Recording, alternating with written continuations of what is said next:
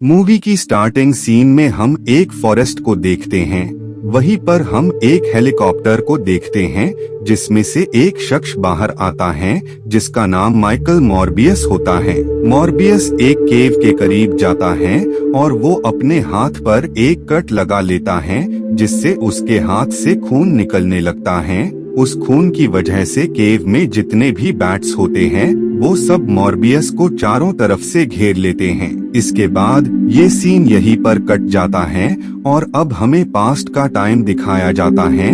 ये तब का टाइम होता है जब मॉर्बियस एक छोटा बच्चा होता है। मॉर्बियस आम लोगों की तरह चल फिर नहीं सकता था, उसे मूव करने के लिए किसी न किसी सहारे की जरूरत होती थी। तभी वहाँ जो डॉक्टर होते हैं वो एक और बच्चे को वहाँ पर लाते हैं। मॉर्बियस उस बच्चे का नाम चेंज कर देता है। वो उससे कहता है कि मैं अब से तुम्हें माइलो नाम से ही बुलाया करूँगा। उस बच्चे का बेड मॉर्बियस के बेड के बगल में होता है, जिस वजह से उन लोगों में काफी अच्छी दोस्ती हो जाती है। एक दिन वो दोनों बेड पर होते हैं, तभी माइलो के बॉडी से जो मशीन अटैच होती है उसमें कुछ प्रॉब्लम आ जाती है, जिसके चलते माइलो की तबीयत बिगड़ने लगती है। तभी मॉर्बियस उस मशीन में आई दिक्कत को ठीक कर देता है, जिस वजह से माइलो होश में आ जाता है। जब इस बारे में डॉक्टर को पता लगता है तो वो इस बात से काफी हैरान हो जाते हैं, क्योंकि उस मशीन को इतने कम टाइम में और इतनी जल्दी सही करना पॉसिबल था ही नहीं। लेकिन फिर भी मॉर्बियस ने अपने इंटेलिजेंस के चलते ऐसा कर दिखाया। मॉर्बियस के काम से काफी इम्प्रेस होते हैं और वो उससे कहते हैं कि मैं तुम्हारा एडमिशन किसी बड़े से स्कूल में कराऊंगा जिससे तुम और भी ज्यादा इंटेलिजेंट हो जाओगे। जिसके बाद मॉर्बियस वहाँ से चला जाता है, लेकिन जाने से पहले वो माइलो के लिए एक लेटर छोड़ जाता है जिसमें ये होता है कि माइलो, मैं हम दोनों की बीमारी का इलाज ढूंढने के लिए जा रहा हूँ और जब मैं इस बीमारी का इलाज ढूंढ लूंगा तो मैं तुमसे मिलने दोबारा जरूर आऊंगा। जिसके बाद सीन वापस से प्रेजेंट में आ जाता है। मॉर्बियस एक अवार्ड फंक्शन में होता है जहां पर उसके किए हुए वर्क्स के लिए उसे अवार्ड दिया जा रहा होता है, लेकिन मॉर्बियस अवार्ड को लेने से इनकार कर देता है और वो वहां से निकलकर वापस अपनी लैब में आ जाता है, जहां वो वापस से अपने एक्सपेरिमेंट्स को अंजाम देने लगता है। वहीं पर हम मार्टिन को देखते हैं जो कि उसके एक्सपेरिमेंट्स में उसका साथ दिया करती थी। वहीं पर हम एक ग्लास के बॉक्स में बहुत सारे बैट्स को देखते हैं जिन्हें मॉर्बियस ने अपने एक्सपेरिमेंट के लिए उन्हें कैद किया होता है, क्योंकि मॉर्बियस ने अब तक उस बीमारी का इलाज नहीं ढूंढा होता है जिससे वो और माइलो अफेक्ट थे। जिस वजह से मॉर्बियस वापस से उस बीमारी का इलाज ढूंढने में लग जाता है और काफी एक्सपेरिमेंट्स को अंजाम देने के बाद फाइनली वो एक सिरम को बना लेता है और बाद में वो उस सिरम को एक रैट में इंजेक्ट करता है ताकि इससे उसे ये मालूम हो सके कि ये सिरम असरदार है या नहीं। लेकिन सिरम को इंजेक्ट करने के बाद ही उस व्हाइट रैट की मौत हो जाती है। ये देखकर मॉर्बियस को काफी बुरा लगता है, क्योंकि इतने सारे एक्सपेरिमेंट्स को अंजाम देने के बावजूद भी इनमें से कोई भी एक्सपेरिमेंट सक्सेसफुल नहीं साबित हुआ। अभी मॉर्बियस अपनी कलीग को सब कुछ बता ही रहा होता है, तभी उसके हॉस्पिटल में मौजूद शख्स की तबीयत काफी बिगड़ जाती है, जिस वजह से मॉर्बियस उसके पास जाता है और वो उसे इंजेक्शन लगाता है। तभी मार्टिन उस व्हाइट रैट को देखती है जो कि अब वापस से अलाइव हो गया होता है।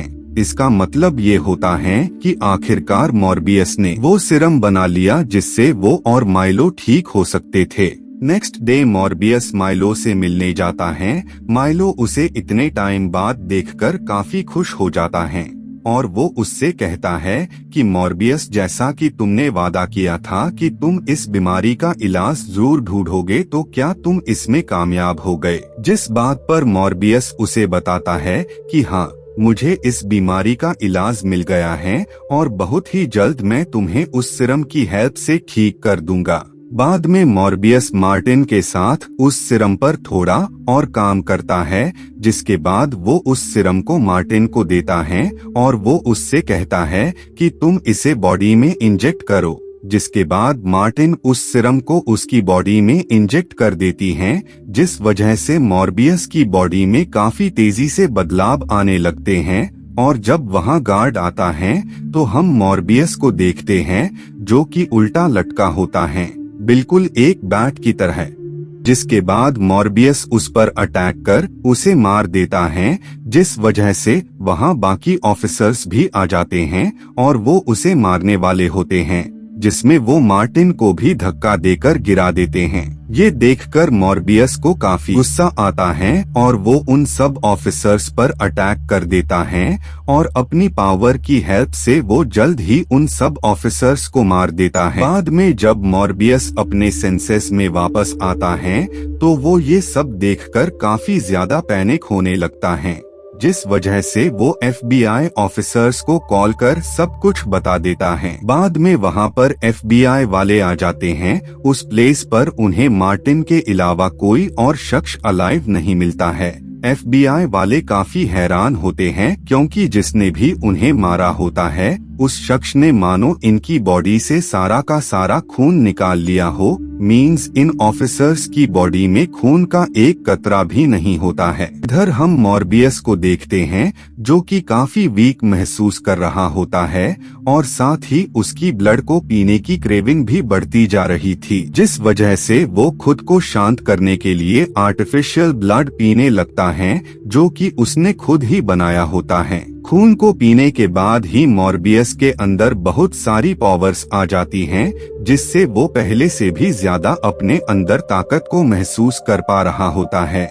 उसकी सारी हरकतें एक बैट की तरह होती हैं, जिस वजह से उसे शक होता है कि क्या उस एक्सपेरिमेंट की वजह से वो वैम्पायर तो नहीं बन गया है, जिस वजह से ही वो उस ग्लास के अंदर जाता है जहां पर काफी सारे बैट्स होते हैं, लेकिन वो मॉर्बियस को कुछ भी नहीं कर रहे होते हैं, मानो वो उनमें से ही एक हो। बाद में वहां माइलो आ जाता है जो कि मॉर्बियस को देखकर काफी शॉक हो जाता है, क्योंकि मॉर्बियस एक रेड सी चीज को ड्रिंक कर रहा होता है जो कि असल में खून होती है और साथ ही वो अपने पैरों पर भी चल पा रहा होता है। माइलो मॉर्बियस के पास जाता है और वो उससे कहता है कि मॉर्बियस तुमने तो वाकई कमाल कर दिया, मुझे तो बिल्कुल भी उम्मीद नहीं थी कि मैं अपने पैरों पर चल भी सकता हूँ, लेकिन तुम्हें देखकर मुझे अब पूरा यकीन हो गया है। मॉर्बियस उसे बताता है कि ये कोई इलाज नहीं बल्कि एक कर्स्ट है। उस सिरम की वजह से मैं एक वैम्पायर में तब्दील हो गया हूँ। मैंने कितने ही बेकसूर लोगों की जान ले ली है। मैं नहीं चाहता कि मेरी वजह से तुम भी एक मॉन्स्टर में तब्दील हो जाओ, इसलिए मैं वो सिरम तुम्हें नहीं देने वाला। जिसके बाद माइलो वहां से निकल जाता है। इधर हम मार्टिन को देखते हैं जिसके पास FBI वाले आते हैं और वो उससे कहते हैं कि इतने सारे ऑफिसर्स को किसने मारा है और डॉक्टर मॉर्बियस कहाँ पर हैं। लेकिन मार्टिन उनके किसी भी सवाल का जवाब नहीं देती हैं।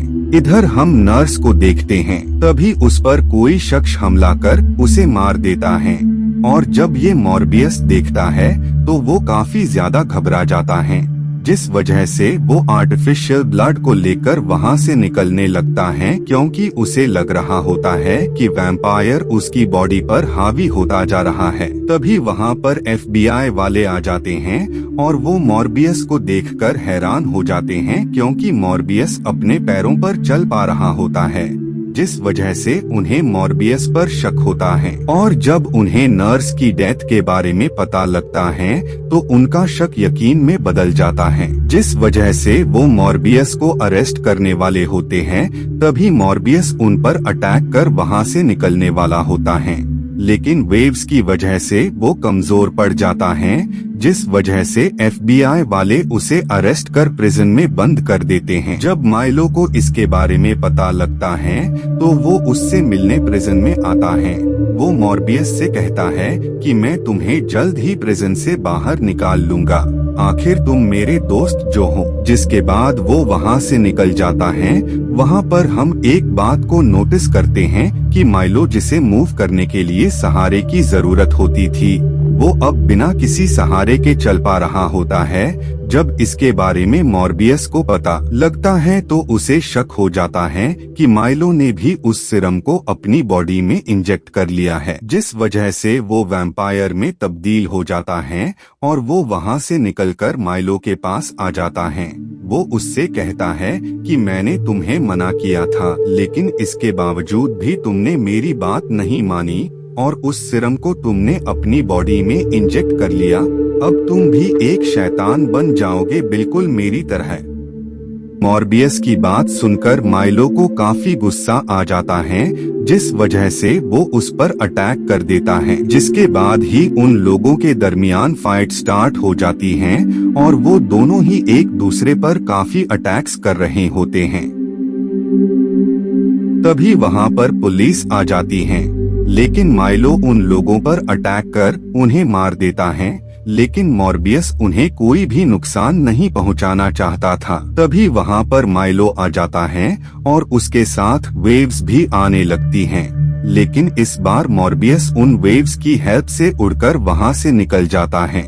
इधर हम मार्टिन को देखते हैं जो कि बस में होती हैं, वहीं पर मॉर्बियस भी होता है। वो उससे कहता है कि माइलो उस सीरम की वजह से एक शैतान बन गया है, हमें उसे रोकना ही होगा और इस काम में मुझे तुम्हारी हेल्प चाहिए। जिसके बाद ये दोनों मिलकर उस सीरम को बना रहे होते हैं। उसी दौरान मार्टिन के हाथ पर काट लग जाता है और खून की स्मेल से मॉर्बियस के अंदर वैम्पायर जाग जाता है, लेकिन मॉर्बियस उस पर अटैक नहीं करता है और वो उससे कहता है कि इस पर बैंडेज लगा लो और बाद में फाइनली वो उस सीरम को बना लेते हैं। इधर FBI वालों को पता लग जाता है कि उन ऑफिसर्स को मारने वाला मॉर्बियस नहीं माइलो है। इधर माइलो उस डॉक्टर को भी काफी इंजर्ड कर देता है और जब बाद में मॉर्बियस को इसके बारे में पता लगता है तो वो उससे मिलने जाता है, लेकिन इससे पहले ही उनकी डेथ हो जाती है। तभी मॉर्बियस को ये फील होता है कि मार्टिन मुसीबत में है और जब वो वहाँ आता है तो वो देखता है कि माइलो की वजह से वो काफी इंजर्ड हो गई हैं। ये देखकर उसे माइलो पर काफी गुस्सा आता है, जिस वजह से उन लोगों में फाइट स्टार्ट हो जाती है, लेकिन मॉर्बियस इस फाइट में हारते हुए नजर आ रहा होता है, क्योंकि मॉर्बियस आर्टिफिशियल ब्लड को ड्रिंक करता था, जबकि माइलो असली ब्लड को, जिस वजह से मार्टिन मॉर्बियस के ब्लड को ड्रिंक कर लेता है, जिसके बाद ही वो भी काफी पावरफुल बन जाता है और वो उस पर दोबारा से अटैक कर देता है और बाद में वो उस सीरम को इंजेक्ट कर उसे मार देता है और बाद में वो बैट्स के साथ वहां से उड़ जाता है। मूवी के लास्ट सीन में हम मार्टिन को देखते हैं जो कि अब अलग लग रही होती हैं। वहीं पर हम वल्चर को देखते हैं जो कि मॉर्बियस के यूनिवर्स में आ गया होता है और वो उससे कहता है कि हम दोनों मिलकर स्पाइडरमैन को रोक सकते हैं। और इसी के साथ ये मूवी यहीं पर एंड हो जाती है। Thank you so much for watching.